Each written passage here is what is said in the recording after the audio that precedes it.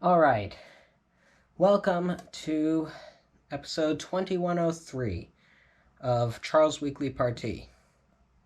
I'm Charles, and boy, do I have a lot to talk about today.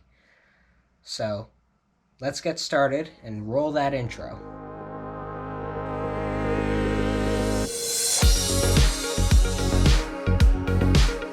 All right. So, today I wanted to talk about a few different little things.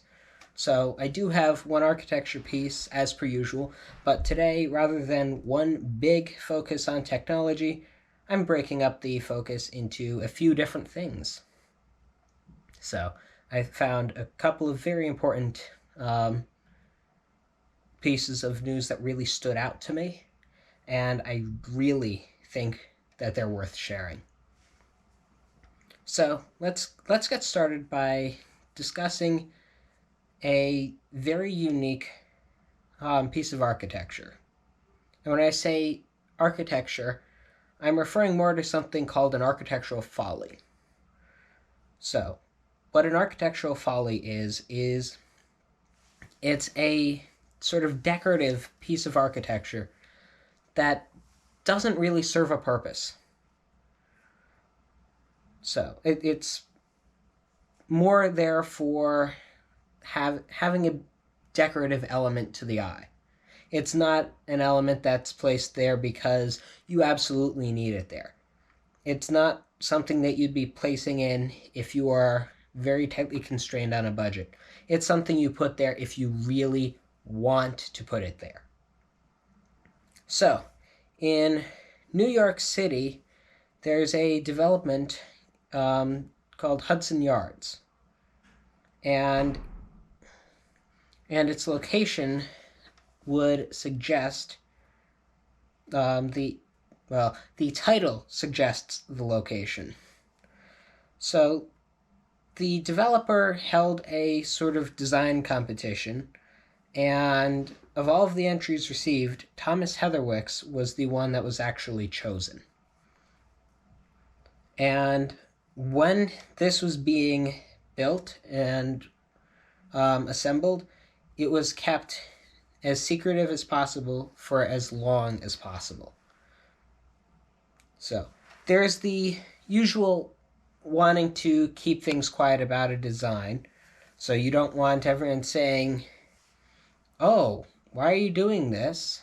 Right as you're getting started, because that doesn't do any good. You've already spent the money, so why would you? What good does it do you to stop? And in order to do this, different people take different approaches. For this particular project, it was kept very, very, very secretive, to the point where the factory in northern Italy, where the steel was being what's the proper word for it?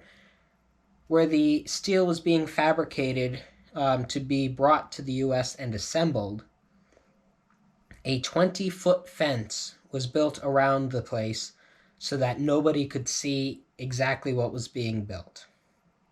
And then the parts were taken from there and brought over to the U.S. and taken by tugboat over to the area nearest to the building site. So I've done a lot of talking about about some of the approaches taken for building this, but I haven't exactly mentioned what it looks like and what it is. And the first time I saw this, and this is something I've actually gone to in person on more than one occasion, this, when you first see it, you don't exactly have words that you can use to describe it. It's sort of like the Eiffel Tower, which has been a frequent comparison of it in the local news. It's the Eiffel Tower. What do you describe the Eiffel Tower as? It quite literally looks like when you're looking at it, just thinking about it in mind, you're thinking, okay, it looks like a spire that has four legs and it's sort of a warped, elongated pyramid. And the vessel has a similar sort of approach. When you first look at it, maybe it looks like a basket. Maybe it looks like a thimble turned upside down. It all depends on what your visual approach to it is. So, when you take that visual approach, all you see is a sort of pattern lines that are all arranged in a very similar fashion, but all extending. So, for each piece of it looks fairly uniform. It just looks like I said, on first glance, you sort of think about it, maybe it's a basket. When I first saw it, I was trying to figure out what exactly it was, and my first impression was, okay, what is that? My second thought was, that looks like an oversized basket or a oversized decorative beverage cup. That, albeit a leaky beverage cup, but still, those are the first thoughts running through my head. So, what exactly it is still sort of a unknown, but it is going by the name the vessel. So, where the name was initially coined as more of a temporary name until a permanent name could be established for the fixture. However, it's been using this temporary name for the last year or so. So, personally, I think the name for it makes sense and it works for it what it is. Because if you called it the oversized basket, that doesn't sound as charming as the vessel does. Because what it is it really is sort of an on-land vessel for gathering and sparking creativity and imagination. Now, how do I go there? On your first approach, assuming you're walking towards it in daylight, you see what looks like a pretty big copper basket, and not copper as in the copper of the pipes in your basement. I'm talking about the type of copper color that you'd see on a penny when it's brand new. When the bank hands you a roll of coins that were packaged at the treasury. That shiny copper. Which, believe it or not, is not actually copper. That is a stainless steel that is finished to look like copper, because otherwise, if you did use copper, the finish on it would not stay like that. That finish would not work out and stay that way for that long. And considering the price tag of it, it should be around for a long time. And that's another area where a lot of the local New Yorkers were not so thrilled. The vessel cost around $200 million to build. That's right. 100 million. Did I just say 100? $200 million for what's essentially a piece of art that you can climb on. So instead of the normal "do not climb on this sculpture" that you'd see in an art museum or in some other public places, or maybe in a corporate headquarters area, instead of seeing the sign that says, "Do not stand or climb on this sculpture," there's a sign that says, "You're allowed to go and climb on this sculpture." Albeit you do need tickets to be able to do such a thing. So, how exactly does it work? Because you have the sort of copper basket. Well, each of those copper basket pieces is actually a combination of staircases and landings. Each of those staircases and landings, and I don't remember the exact count of them, but I think it was 80 landings and 120 some odd staircases. Every time you get to a landing, you can choose 3 other ways to go. You can go back down or back up the way you came, but you have 3 other choices that you could possibly make. So in that sense, it's sort of a make your own adventure. If you want to go to the top, you can choose any which way to get there. So realistically speaking, it's sort of like a game that you'd play. I don't know what the name for the board game is, but it's one of those ones where you get to, here's where you are. Now, you can choose one of these doors to go through. Except in this particular scenario, you can see the door you're about to go through. It's not a big secret. You can see it, and you can go through it. And you can even return back through the door that you came. So you could spend all day on it. Wouldn't you do that? Not necessarily. And to that effect, that's where a lot of people have had backlash, because you have this piece of art here that you can do a lot of things on, but in essence, it's staircases and landings. And there is one elevator available, so if you don't have the physical capability of climbing up the stairs, but you still want to see what it looks like from the top, you can do that. And you have an elevator that will take you to a couple of different spots upon the vessel to be able to sort of look out, or better yet, look in.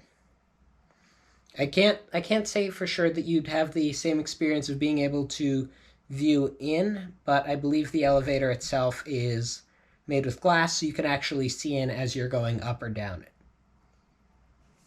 And that's another area of the vessel that makes it sort of special. So you have your choices. You have the elevator, although I can say from having been there before, only take the elevator if you really need to, because there's relatively high demand for it for the people who aren't as easily able to take all the stairs. But the stairs do provide their own source of entertainment. And so, rather than a sort of place to avoid, what the developers really wanted for this was for it to actually be a spot where people say, "Hey, let's meet up at the vessel." Or, "Hey, let's climb up the vessel and take some group photos at the top." So, depending on what someone wanted to do at the top of the vessel is up to them. But it's still it's an expensive piece of art, but it's a beautiful piece of art. And there are a lot of people who weren't big fans of it. But I can tell you right now that there are a lot of people who want to climb up the vessel itself. To the point where, if you want to climb up the vessel, you have to get tickets. Now, those tickets are free, unless you get the Flex Pass one, which allows you to go at any time that your heart desires, within reason, of course. But you can get yourself a free pass to be able to climb up the vessel at a specific point. When I say climb up, I mean they say, here's the time where you're allowed to enter in. Okay? And once you enter in, you can stay in there as long as you'd like. Now, what's really important to note out about the vessel is that it's a special type of experience. The first time I went there, I wanted to climb up it, but we found out the fact that you had to wait, and I was with a group and we were in a time crunch, so we weren't able to do that.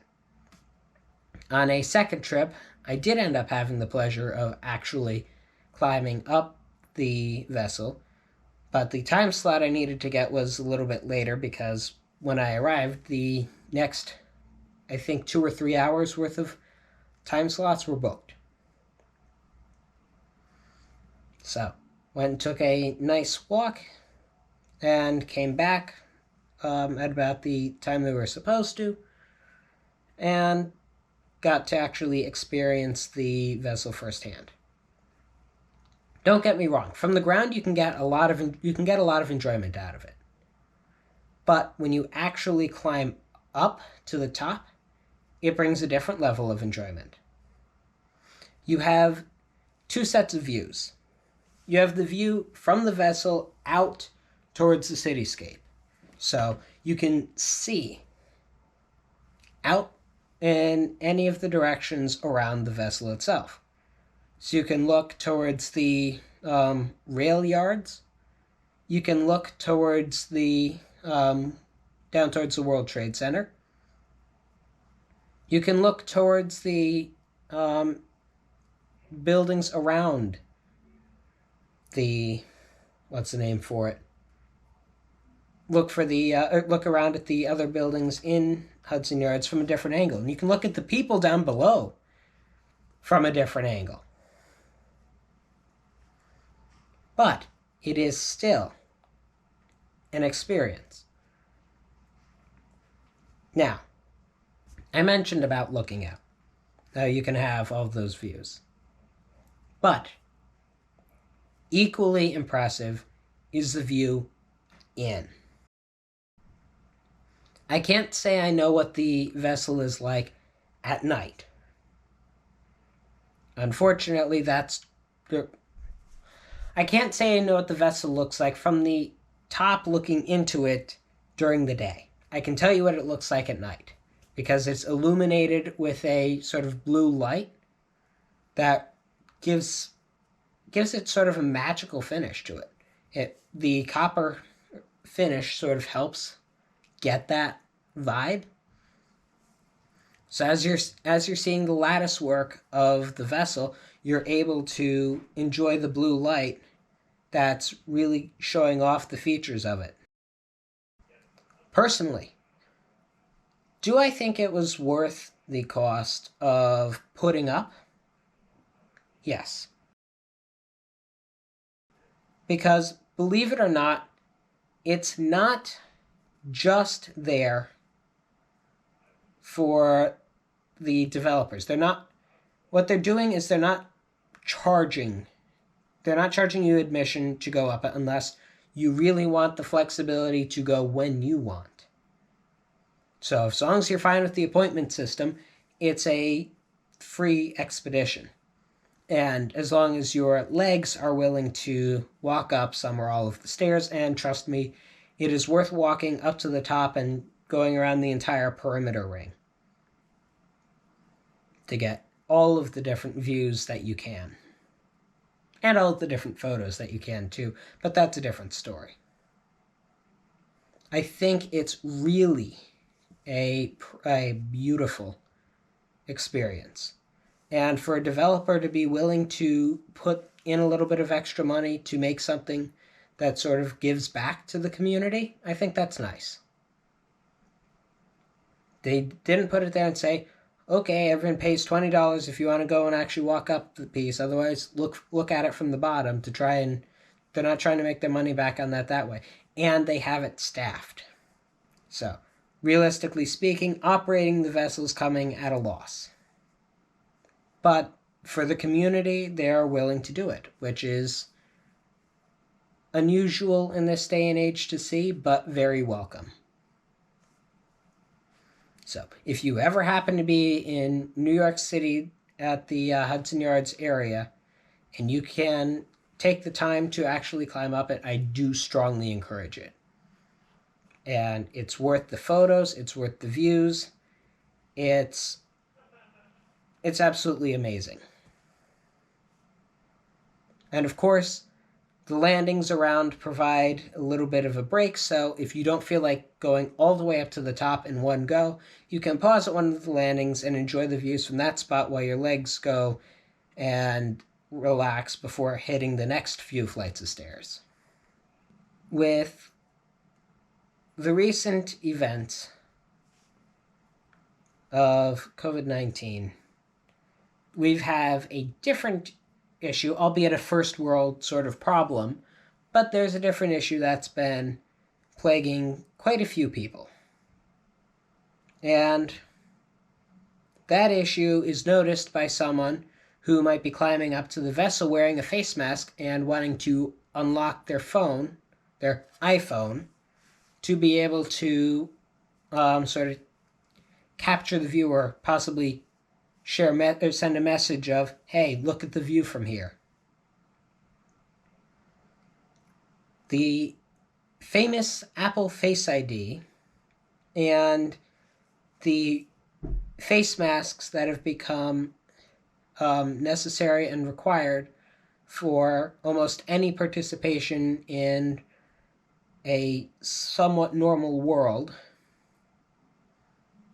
Normal in the sense of as operational as possible with restrictions in play. People found out pretty quickly it doesn't work. And Apple's quick fix for it was to have the camera recognize that if you are going and if you are currently wearing a face mask, one of their software updates has sort of trained the camera so that if it can tell that you're wearing a face mask, it will automatically accelerate the process to the passcode screen. That way, you don't have to waste as much time. You don't have to go and take the extra effort to pull up the screen. It'll say, okay, you want to open this, but you don't currently have, you have the face mask on, so we can't tell that it's actually you. So, realistically speaking, I don't have an iPhone. I don't have one with Face ID. I can tell you right now, if I had paid for the privilege of having Face ID and then it became useless, I might not be so thrilled. And quite a few people were not thrilled about this, because instead of having to just glance and it unlocks, you glance, it says you're wearing a mask, type in your passcode, and then you have to type in your passcode and unlock. Personally, I found the biometrics that are on a lot of these devices to be very useful in more than one scenario. If I'm in a very crowded spot where a lot of people might be walking by me, or it's very easy for someone to see over my shoulder, I do happen to have something that uses Touch ID. Having the ability to just use a finger to open it means that nobody's seeing what my password is. The only thing that people know is I can unlock my device with my fingerprint. You don't know if my password starts with or ends with. All you know is that I have a device that can be unlocked with a finger, which means there's another passcode. But you can't necessarily tell what the passcode is.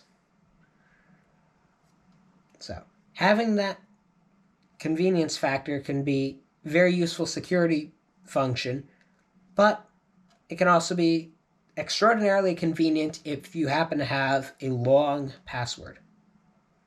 There are some people who do have on their mobile devices a nice long password, not just the here are your 6 digits, enter in the you have 6 digits in your PIN, and you have to figure out what the 6 digits are. I know someone who has a password lock, so you actually have to type in on the keyboard a password. And from what I know, people who do this might not institute the shortest passwords either. So, if you have, depending on the amount of your password length, if you have a 4-digit password, obviously not a big deal to enter it in. Or not as big of a deal. 6 digits, a little bit more inconvenient. Keyboard on the tiny screen, not as convenient. When you have to do it every few days or after a restart because of the security functionalities of the device, it might be inconvenient that time, but you can deal with it. If every time you want to do something, then you run into an issue. Now, what I'm not sure about is how Face ID works with with utilizing Apple Pay, but so I can't speak on that. But I don't know how it works, and I don't necessarily know if I want to. But enough about the problem. Let's talk about the solution, which has taken a little bit of work for obvious reasons. Quite obviously, you can't just go and add hardware to the device because, let's face it, that would require recall, reconfiguring, too much work. And it's not worthwhile for any product. At that point, release a new one and have people buy that. But with a solution that actually works with this device, Apple has figured out a way to utilize an Apple Watch, if you happen to have one, to supplement Face ID. Initially, that might not seem like the most secure option, but it does have, after looking at it, it is pretty secure. Step 1 is that both your phone and your watch have to have passcodes. You can't have, if either of them are unsecured, you can't use this feature. Second thing is that Apple happens to have in the watch something called wrist detection. So the watch is able to know whether or not it's on a wrist. This is useful for the functionality of, as I've mentioned, for convenience purposes. You don't want to, you check the time, you don't want to go and have to enter in your passcode every time you want to look at what the clock says. You want to do that once. For security purposes, the once make sure that Joe Smo on the street can't just access your device. It needs to be you. So when you put the watch on your wrist, it's able to detect that your wrist is there, and then when you type the passcode in, it knows as long as it's still on your wrist, it's on the person's wrist who knows the password. So as long as no one else has figured out your password, you're good on that part. Second piece is that when you have that there, your phone and your watch can talk to each other to figure out what's going on. So especially if you have one that doesn't have GPS, the watch needs to get most of its information from the phone. And by GPS, I did mean integrated cellular service, which I believe started with the Series 3 watch. So as long as you have the watch and the phone, the watch will recognize that it's unlocked and on your wrist, and if you enable it on your phone, the phone will be able to say, okay, I'm near the watch, and then, okay, you're looking at me, but you have a face mask on.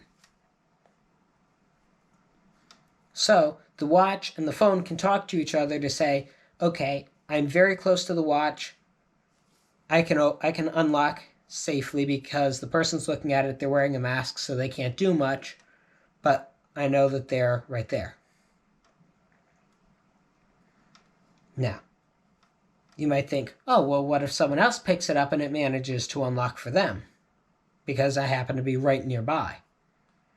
Well, the moment the phone is unlocked with the watch connectivity, you will receive an alert and haptic feedback so that you know that your phone's been unlocked. Now, I'm sure you could find a more concise way of explaining that, but I think it works pretty well. In order to verify that it's actually you who are unlocking the device. And to make sure that if it isn't you, that you're very well aware. To be 100% clear, this is not a current feature on the devices.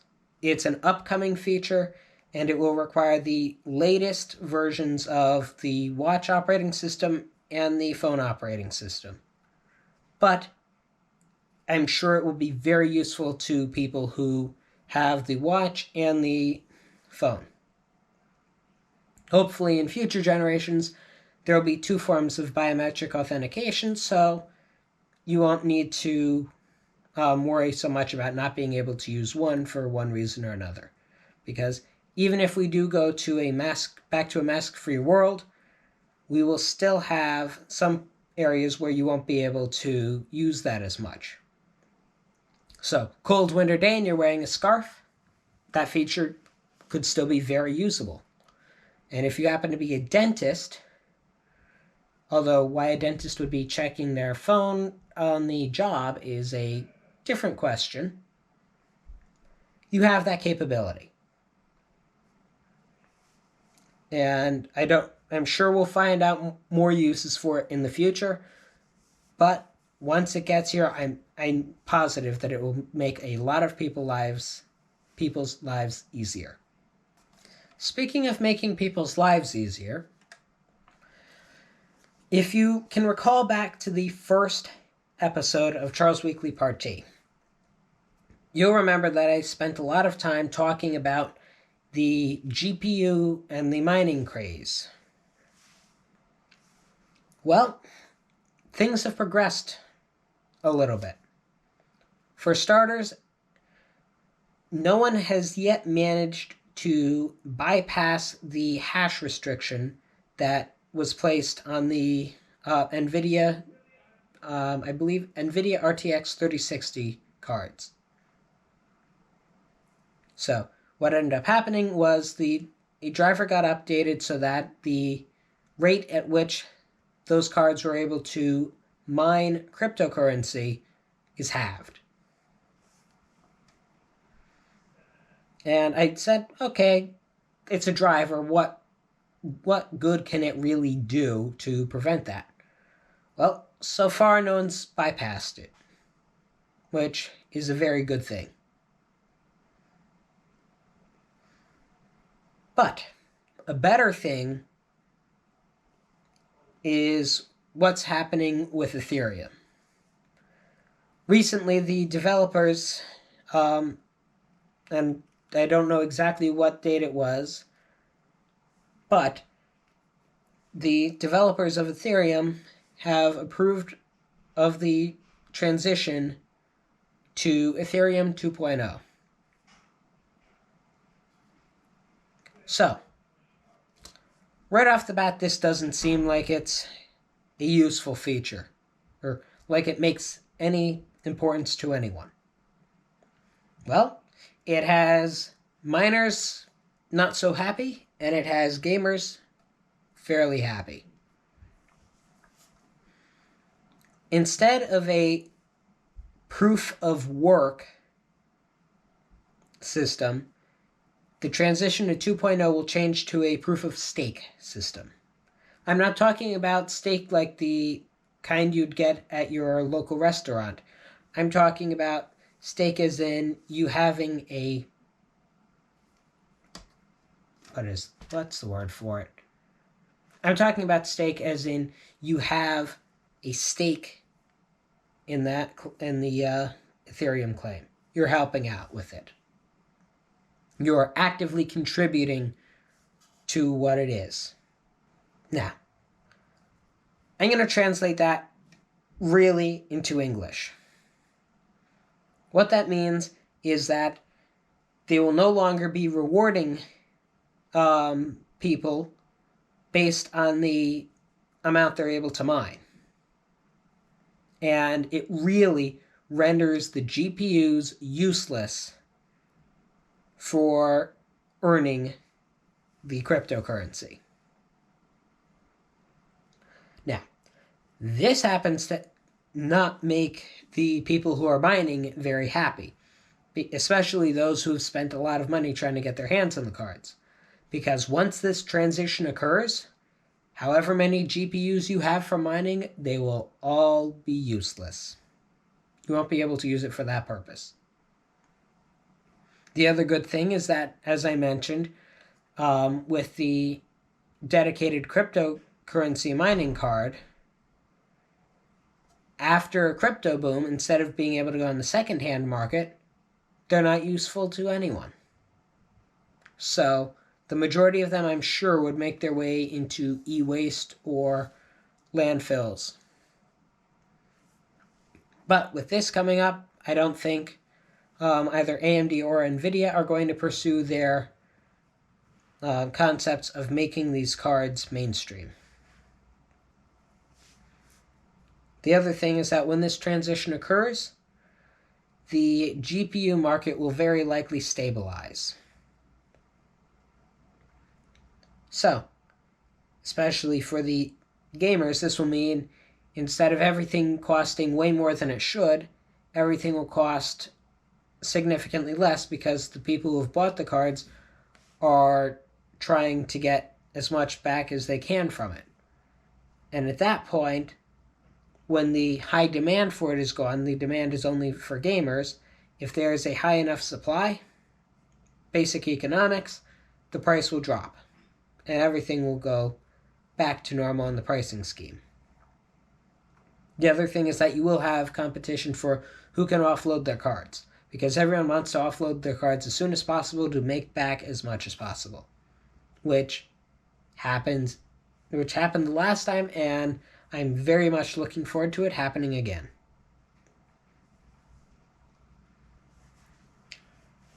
Lastly, on the technology side of things, the Boeing 737 is once again going to be flying. Now, that doesn't sound like tech news off the bat, or important tech features. But that was a massive tech mess-up. What ended up happening is there's a system in the planes called the Maneuvering Characteristics Augmentation System, or MCAS for short. And that MCAS system caused 2 planes to crash and a lot of people to lose their lives. What the MCAS system does is it utilizes a sensor to detect what the pitch is of the airplane. So if the airplane heads too far up, the engines will stall. And the MCAS system is meant to prevent that from happening. So if the airplane is going more up, and if you're watching the video, you can sort of see my hands, but if not, take your hand and put it at about a 45-degree angle. All right? Now, plane's going up. If you tilt your hand more towards a 90-degree angle, which is where the plane doesn't want to be for risk of stalling out, the MCAS system was supposed to be working in such a way that if this happens, it says, your nose is a little bit too high, and goes and automatically reduces your angle. So putting your hand back to a 45-degree angle. Well, when this sensor has a fault in it, guess what? And when I say the sensor, I do mean the sensor. That system was working off of one sensor, which ended up, in more than one occasion, being faulty. Now, if that one sensor says, okay, and imagine a plane at a perfectly parallel 0-degree angle. All right, it's flying along. Now, the plane thinks it's going, sensor's faulting, and the plane thinks it's here at a 45-degree angle when it's at a 0-degree angle. So what does the plane do? Reduces its angle. If the sensor keeps faulting, you can imagine going from a 0-degree angle down in the opposite direction, going down, and the plane thinks it's still too high and it keeps going down. When you don't train the pilots on that particular system and how it works, they don't know what's going on. So they're trying to restabilize the plane, and obviously the more you try and go up, the more the plane thinks it's going back up and tries to countermand you. You don't train the pilots on the system, then pilots don't know that the system is kicking in. Pilots think that the plane is acting a little funny, and next thing you know, you're looking straight at the ground, and at that point, there's not much to say. When you're going straight towards the ground, that's not an enjoyable experience. When you're on a roller coaster, if you've been on a roller coaster that faces you straight down, you'd know the experience. It's shocking / thrilling at the same time. Or for some people, it's absolutely scary. Now, I can guarantee you, no matter whether or not you like doing that on a roller coaster, if you are on a plane, you are not going to enjoy that. Because you know that the plane is not supposed to be going straight up or straight down. You're not riding a stunt jet. So, thanks to all that, you had 2 plane crashes.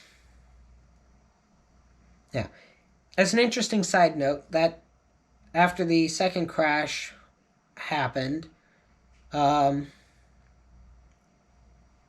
president at that time went and ordered the planes to be grounded and worked with the FAA so that any plane, none of the 737 MAXs would be taking off, and any of them that were currently in the air, as soon as they came back down to the ground, they would not be going back up. So, and this was pre-COVID-19, so this is back before almost all the planes needed to be stored somewhere. Airplane storage is interesting. So, you could store them on tarmac, but depending on the number that was at a certain airport, you didn't have the room to be able to do such a thing. And with companies who are operating these, so whoever you're riding the airline with, is Boeing may make the planes, but you don't ride Boeing Airlines. You'd ride something like American Airlines or Delta, or if you're in Canada, Air Canada. There's a whole ton of different companies that you can get. All right, and I'm not saying one of them is better than the other. I'm just tossing out names. The amazing things for these elevators, for these airplanes to be stored, is that they're not like your car. You put it in a garage and forget about it for a month. For these, they need to have regular maintenance. So maybe once every 8 or so days, you need to maintain them. At least. Some of them require more maintenance than that to make sure that they're staying in good condition so that you don't go and say, will this start up? So it's like leaving your car sitting for a year. You wonder whether or not the thing's going to start up at that point. For these airplanes to be stored, you end up having a bit of a problem. Take up a lot of room, more than, imagine trying to fit one of these into your garage. That isn't going to work. If these wouldn't fit in your backyard, front yard, your entire yard, if you had something over your house you could park an airplane on, wouldn't work. They need a lot of room and frequent maintenance. And moving them to long-term storage, which is what a lot of companies ended up having to do, because that ends up being cheaper than having them on a tarmac. And by cheaper, I mean some places you can spend $2,000 a month for that parking. Other places you can spend $10 to $14 a day, which is cheaper than trying to park in New York City. If you think about it that way, it's a very interesting piece. And moving them to long-term storage, I did my research into it and found out that the FAA can actually issue a special permit to be able to fly a plane if it's going to long-term storage or maintenance or something similar to that. So that even though officially you couldn't fly the planes, as long as you have only the necessary number of pilots, you can fly the plane to where it needs to go. No problem. Obviously, the pilots at that point are praying that the system doesn't kick in the wrong way, but it's an interesting concept. So, with all that being said, I think it's been an interesting day. Talked about the vessel in New York City by Hudson Yards, flying vessels, or in two of the cases, lack thereof, which have thankfully revealed a lot of issues that will hopefully prevent an issue like this from happening again. The GPU market might be taking off when Ethereum 2.0 comes out. And last but not least, a fix for wearing a face mask and having Face ID. So, personally, I think this was all interesting to look at. So, tons of interesting concepts, and definitely found a lot of new information and a lot of intriguing information as well, I might add. And I think this is a very good vessel to deliver those thoughts. In order to find out everything I needed to for this, and trust me, there was a lot more I wanted to read on all of these things. There is just too much. Once I opened up Pandora's box of this information, it was very difficult to close the thing back down. And in reality, the only reason I ended up stopping was because my laptop battery was out. Now, with all that, I think my critique for the week is enjoy life. Enjoy the unique experiences that you can get your hands on. Enjoy those unique experiences to the best of your abilities. And don't make any rash decisions or buy into a fad that inevitably will fade away. So, if you enjoyed the podcast and you want to listen to more episodes or interact with voice messages or possibly support the podcast, go to anchor.fm/CharlesWeeklyParty. You can also leave a review on Apple Podcasts. And if you really want to see the action, you can watch a video of the podcast on YouTube. So make sure you subscribe so you don't miss any future episodes. I'm Charles, and signing off. Take care. Roll the outro.